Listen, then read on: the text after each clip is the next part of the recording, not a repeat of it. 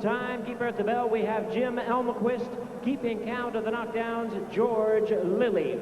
Now introducing to you our judges, whose duty is to score this bout from ringside, Michael Ancona, Lindsey Tucker, and Mark Nelson. And our referee in charge of this bout, he'll be giving instructions after the introductions, Denny Nelson. All right, fans, here we go. 12 rounds of boxing for the IBF Junior Flyweight Championship of the World. And now, ladies and gentlemen in attendance and boxing fans joining us around the world, live from the Twin Cities, it's time for the main event of the evening.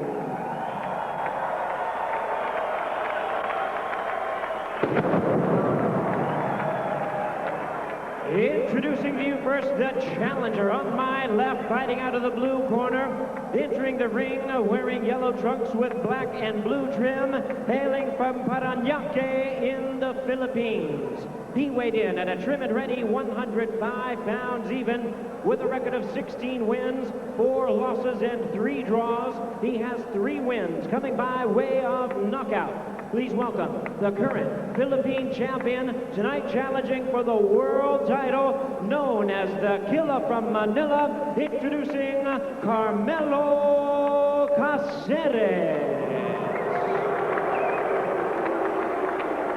And the defending champion on my right, fighting out of the red corner, really needing no introduction to his hometown. Entering the ring, wearing black trunks with white trim, and proudly representing his hometown of St. Paul, Minnesota. He weighed in tonight also at a ready 106 1/2 pounds, with a record of 14 wins, 1 loss, 1 draw. He has 6 wins coming by way of knockout. Tonight, he is making the first defense of his title. Please welcome the IBF Junior Flyweight Champion of the World, the pride of St. Paul, introducing Steel Will Grigsby.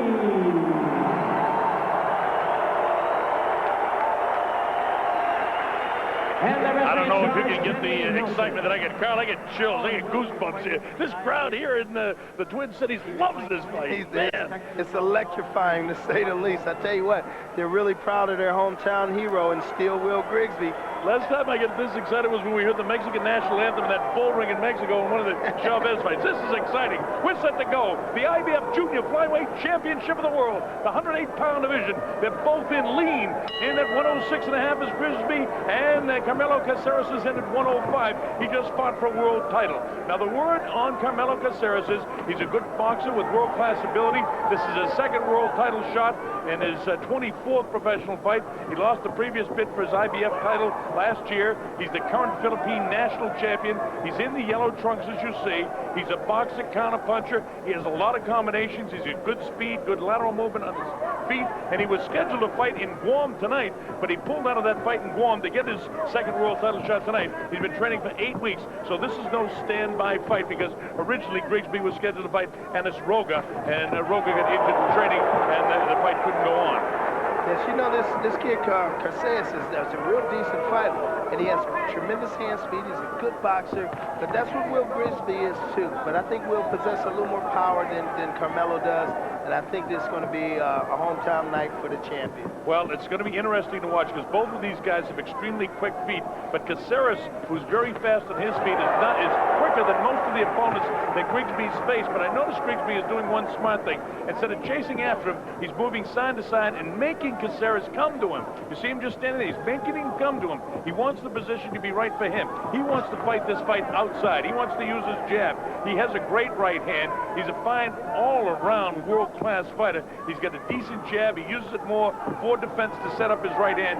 He has the real ability to use the feet. You see, when he gets inside, he knows how to use the real good weapons that he has in his hands. He's working on his distance and positioning for power, and you watch his footwork on the inside, because that's what he needs. And notice again the side movement. He slides to the left, now back to his right, now back to the left. He's getting in position, trying to get the angles. Remember in the last fight, folks, before the videotape fight, we said what the fighter needed to do was get the angles. Well, this is what Grigsby's doing. He's staying off the outside of the shoulder one way or the other, either right or left of Caceres, and that's where he wants to fight him from the angle.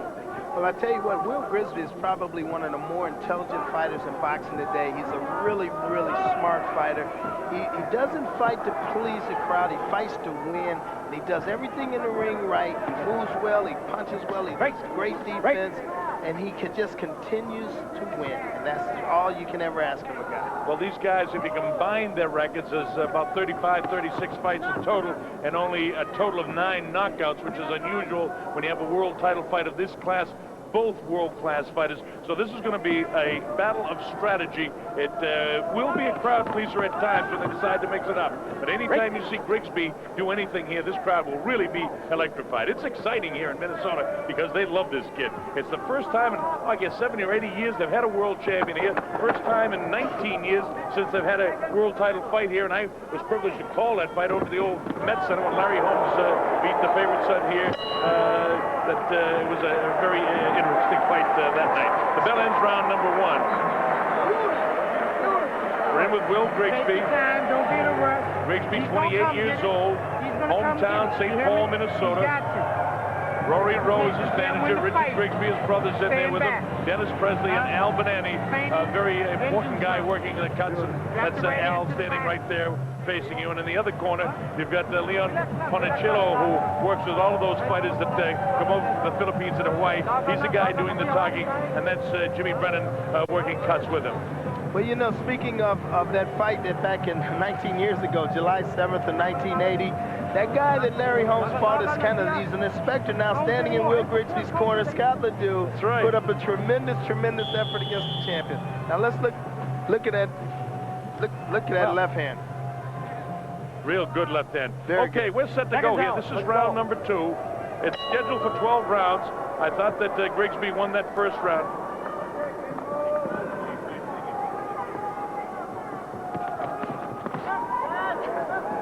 This is round number 2. It's scheduled for 12 rounds.